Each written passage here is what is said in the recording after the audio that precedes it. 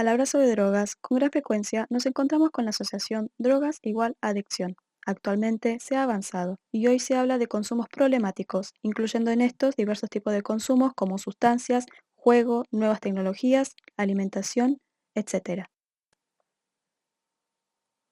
Se entiende por consumos problemáticos a todo aquel consumo involucra o no sustancias que afecta al individuo en la esfera individual, biológica, psíquica y social relacional. El consumo de drogas se torna problemático para una persona cuando afecta negativamente de manera ocasional o crónica una o más áreas vitales del individuo, tal como su salud física o mental, sus relaciones sociales primarias, sus relaciones sociales secundarias y sus relaciones con las normativas sociales vigentes. El sentido común nos dice que el consumo problemático abarca abuso y dependencia. El uso experimental u ocasional también puede ser problemático si se realiza en forma excesiva, aunque sea por única vez. Es especialmente problemático haber perdido el control de sí mismo o el haber incurrido en prácticas de riesgo para sí mismo o para los demás. La utilización del término consumo problemático de sustancias y adicción posibilita correr el eje de la droga e incluir la situación problemática para una persona en algún momento de su vida, tomando en cuenta sus circunstancias sociales. Ya no es la legalidad o ilegalidad de la droga la que produce el daño y el padecimiento subjetivo, sino que lo que produce el daño y el padecimiento es el vínculo que la persona establece con la sustancia. Al tratarse de una problemática social, se hablará de factores que intervienen y o condicionan, ya que un consumo problemático se genera por una multiplicidad de ellos y no por una causa o un factor en particular. Abordaje. Las diferentes miradas conforman en sí la diversidad de supuestos acerca de las drogas, los individuos y las sociedades. Cada uno de estos va a influir directamente sobre las respuestas que se den sobre el tema. A partir de distintos puntos de vista sobre el consumo de drogas y cómo explicarlos, se originan modelos de abordaje. Modelo ético-jurídico. Carácter punitivo de los consumos de sustancias, criminalizando a los usuarios. Se busca obstaculizar el acceso a la sustancia. Modelo médico-sanitario, donde se considera al individuo que consume es alguien a quien hay que diagnosticar, prescribir, tratar y reinsertar en la sociedad. Modelo psicosocial, busca saber cuáles son las necesidades que lo llevaron al abuso de sustancias, toma al sujeto en un papel activo y si bien considera contexto, lo hace para explicar cómo éste influye en el comportamiento y las actitudes. Modelo sociocultural. Significado asociado a las drogas está determinado por la forma en que una sociedad define el consumo de las mismas y por las estrategias preventivas que utiliza con los consumidores. Prevención. Es un proceso activo de implementación de iniciativas tendientes a modificar y mejorar la formación integral y la calidad de vida de los individuos, fomentando el autocontrol individual y la resistencia colectiva ante la oferta y la demanda de sustancias psicoactivas. Puede buscar modificar situaciones del contexto individual, familiar y comunitario proponiendo estilos de vida saludables, retrasar la edad de inicio del consumo, y limitar la cantidad y la frecuencia de dichos consumos, disminuir los daños relacionados al consumo de sustancias psicoactivas, los factores de riesgo y potenciar los factores de protección locales presentes en la población. De acuerdo a los objetivos, podemos diferenciar. Prevención primaria. Intervención antes de que las personas comiencen a consumir sustancias psicoactivas y se propone disminuir el número de individuos que se inician en este consumo. Prevención secundaria. Las acciones se dirigen a quienes se han iniciado ya en el consumo de sustancias psicoactivas. Se busca reducir el consumo perjudicial o problemático a través de una intervención asistencial oportuna.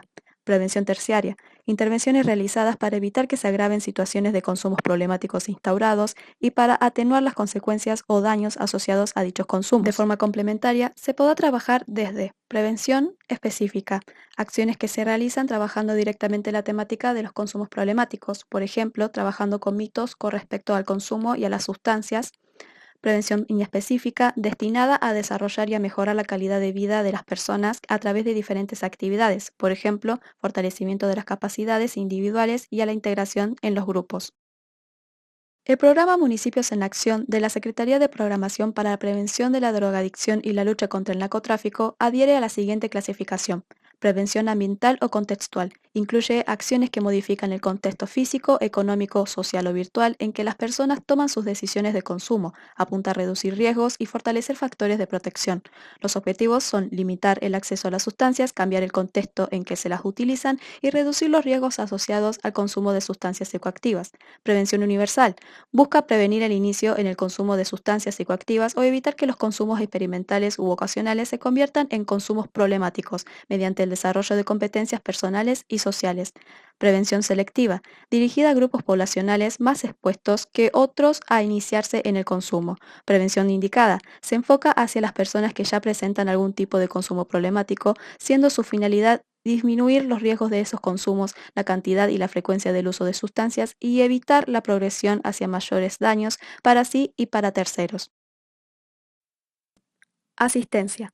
Las intervenciones irán en la línea de estrategias que aborden y traten el vínculo establecido entre el sujeto y la sustancia. Para esto se ofrecen distintos tipos de tratamientos según la situación planteada. Tratamiento ambulatorio. Es la indicada en la primera instancia, salvo que el cuadro indique su necesaria internación o tratamiento en un centro de día. Puede asistirse en grupos con un abordaje terapéutico individual o familiar. Comunidad de día. De mediana contención, los asistidos permanecen entre 4 a 8 horas diarias. Se indica a personas que dentro de una historia de consumo se encuentran excluidos de un espacio formal de responsabilidades, como trabajo o estudio, y a quienes son expuestos de manera cotidiana a situaciones de riesgo de consumo. Internación. Se llega como último recurso. Plantea la contención y el acompañamiento del consultante durante las 24 horas, en comunidades terapéuticas esencialmente diseñadas para este fin, aunque también se puede llevar a cabo internaciones en clínicas monovalentes u hospitales. No debe superar los 6 meses de internación y su desafío fundamental es que luego del alta el sujeto pueda afrontar los factores de su medio cotidiano que incidieron en su situación de consumo. Política de reducción de riesgos y daños. Toda política pública cuyo objetivo es disminuir los efectos negativos por el uso de drogas y construir objetivos de mayor complejidad con el fin de mejorar la calidad de vida de los usuarios de drogas de forma conjunta con el sujeto que demanda. Psicoeducación familiar. Cabe destacar que la psicoeducación debe aplicarse tanto para el grupo familiar como el grupo de pertenencia. El apoyo familiar se conceptualiza como la disponibilidad y accesibilidad de los miembros de la familia para ayudar al paciente en el afrontamiento de las dificultades que debe transitar en este caso en relación a problemática del consumo. El ambiente familiar es muy importante en la reconstrucción de subjetividades y formas de vivir, pero no la determina. Lo decisivo es encontrar vínculos significativos, espacios de diálogo, afecto y acompañamiento, además de la importancia de grupo familiar o de pares con los que contar.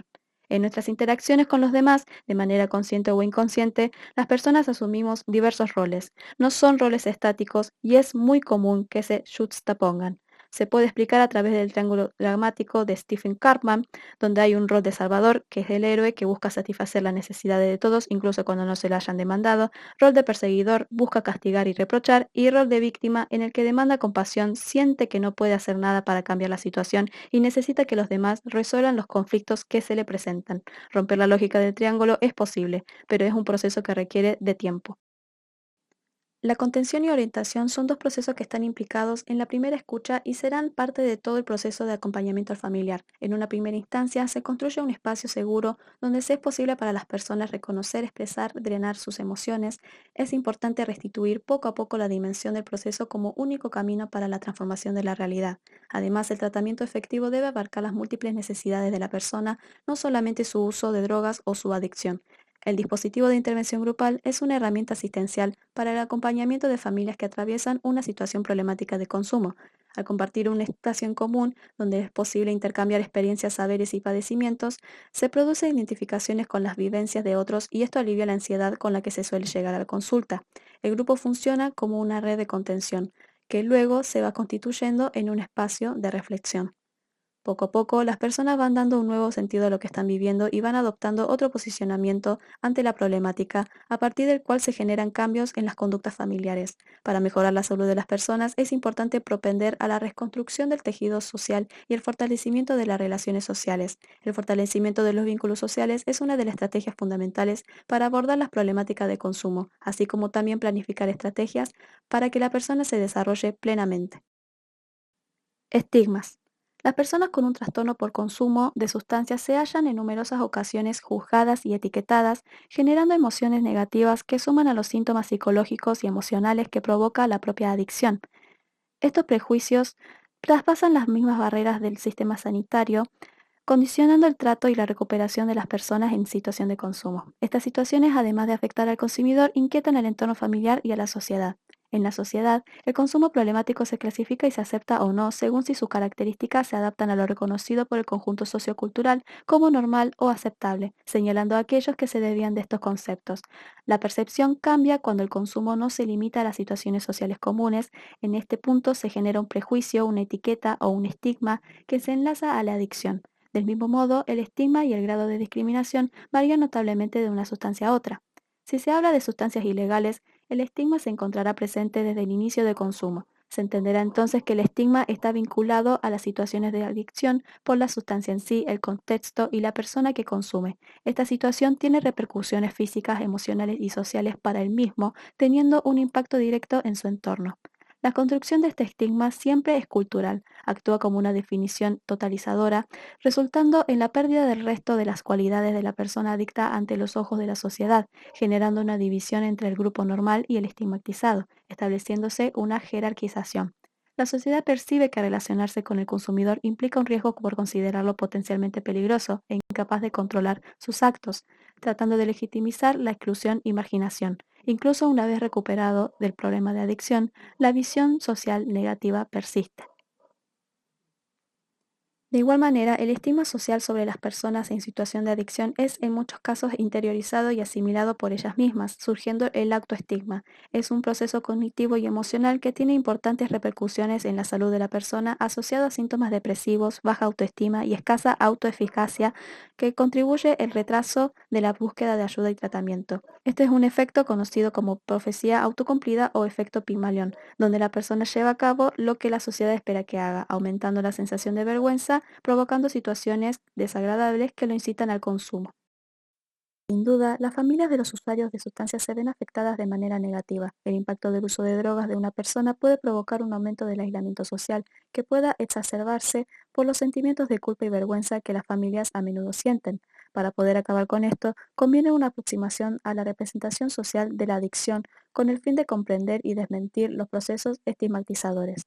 El tratamiento de la dependencia debe ser visto como una alianza entre administraciones, profesionales, usuarios de sustancias, familia y comunidad, sin que la responsabilidad por la recuperación se centre necesariamente en alguna de las partes. Servicios en la comunidad.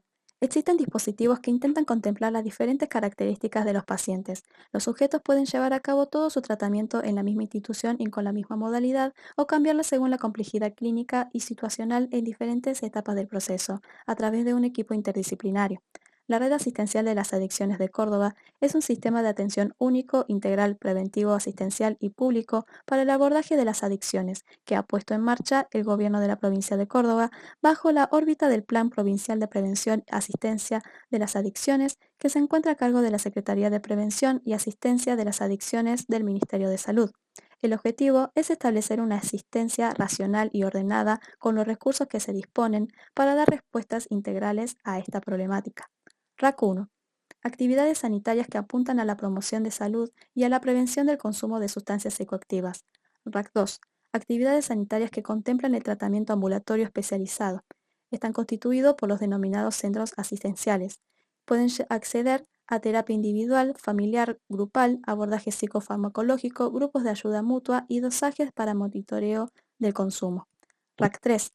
Es el nivel de tratamiento más intensivo. Aquellos establecimientos que cuentan con todos los recursos de un hospital general de agudos o de un hospital especializado en psiquiatría. RAC 4.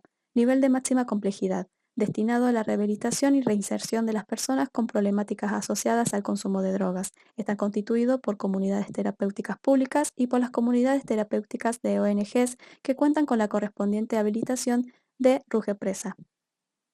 Estas modalidades terapéuticas comprenden acompañamiento terapéutico, comunidades terapéuticas religiosas, grupos de autoayuda AA y ONA, servicios de abordaje comunitario, casas de medio camino, que es un espacio intermedio entre un tratamiento intensivo y la vida externa, casas de atención y acompañamiento comunitario, son espacios comunitarios que constituyen puerta de entrada para el inicio de procesos de recuperación e inclusión social, y dispositivos integrales de abordaje territorial. Son centros preventivos asistenciales de abordaje integral ambulatorio.